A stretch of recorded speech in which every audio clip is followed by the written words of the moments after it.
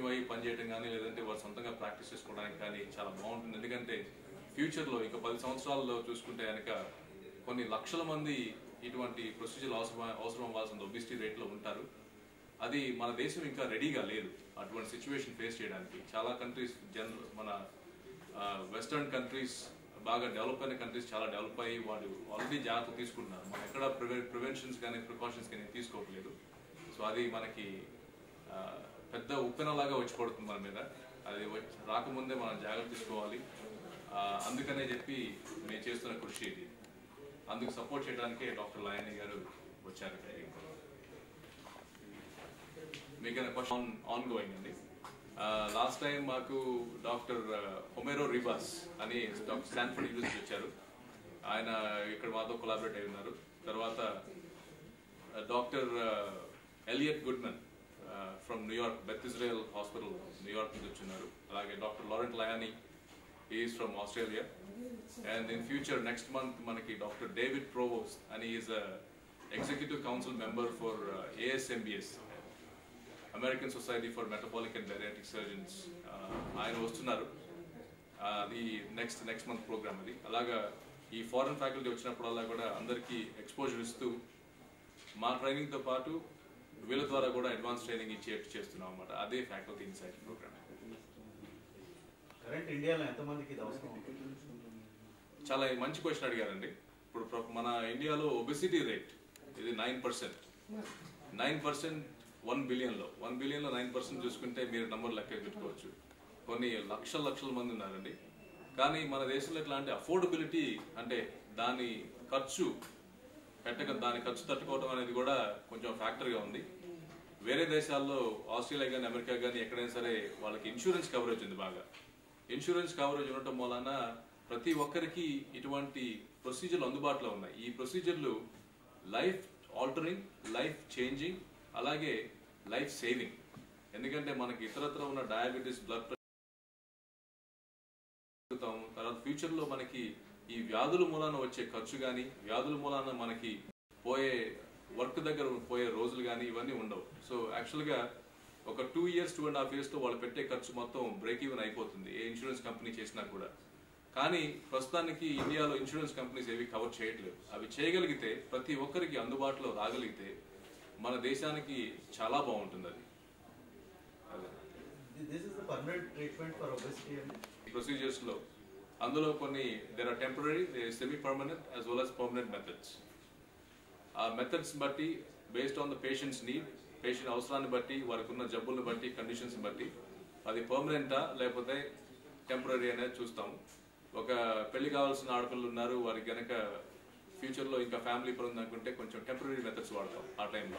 అలాగే 35 ఏళ్ళు దాటి తర్వాత పిల్లల పని అయిపోయినాక లేడీస్ ఉన్నా మగవారు ఉన్నా కూడా వారికి పర్మనెంట్ మెథడ్స్ వాడతాం.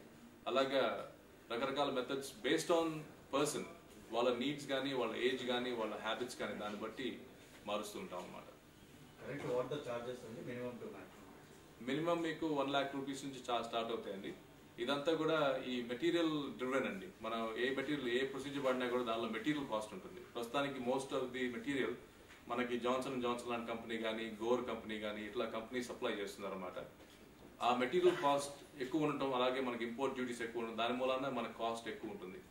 లేకపోతే కనుక ఒకసారి మన ఇండిజినస్గా మన విత్ ఇన్ మన కంట్రీ కనుక మ్యానుఫ్యాక్చర్ చేయగలిగితే మన కాస్ట్ బాగా తగ్గే అవకాశం ఉంటుంది. వెరీ మినిమల్ అండి. అంటే అది కూడా ఒక ఎక్స్పర్ట్ ద్వారా డాక్టర్ లయానీ ఎక్స్పీరియన్స్ మూలాన ఈ కాంప్లికేషన్స్ కానీ సైడ్ ఎఫెక్ట్స్ కానీ చాలా మినిమైజ్ అవుతాయి. అంటే నెలకు 2 ప్రొసీజర్ చేసే వాళ్ళలో కొంచెం కాంప్లికేషన్స్ ఎక్కువ ఉండే అవకాశం ఉంటుంది. ఇది మామూలుగా పబ్లిష్ చేసిన డేటా అది.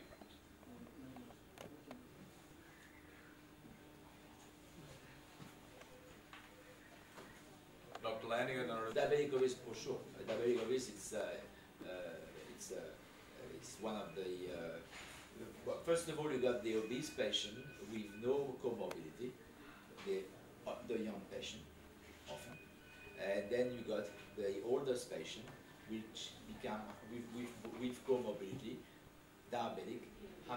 diabetes, hypertension, sleep apnea, joint pain. And infertility is also quite common, and I'm sure you will see the same. So basically, a young lady cannot get pregnant because they are too big, this is obviously the reason why we're doing it, and also because it's quality of life, psychological issues.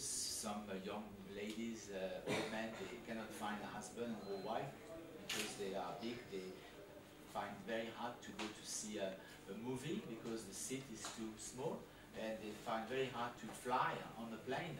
The two-seaters, even if they go business class, the problem is the toilet, even in business class, even in first class.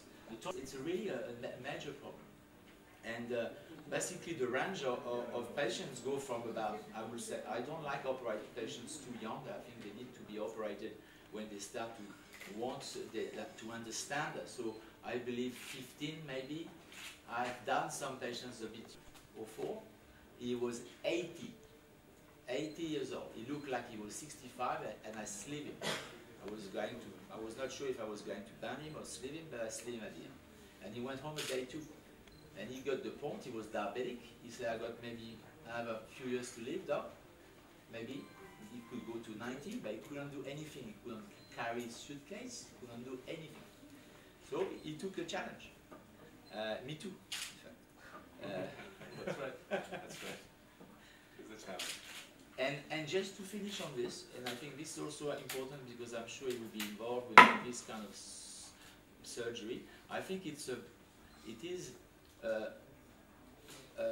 really a great belief that we can also cure the diabetic patient, non-obese. This is a more experimental aspect, but I think it does have a very అలాగే ఇప్పుడు అంటే 8 years దాకా operation చేస్తారని చెప్తున్నారు.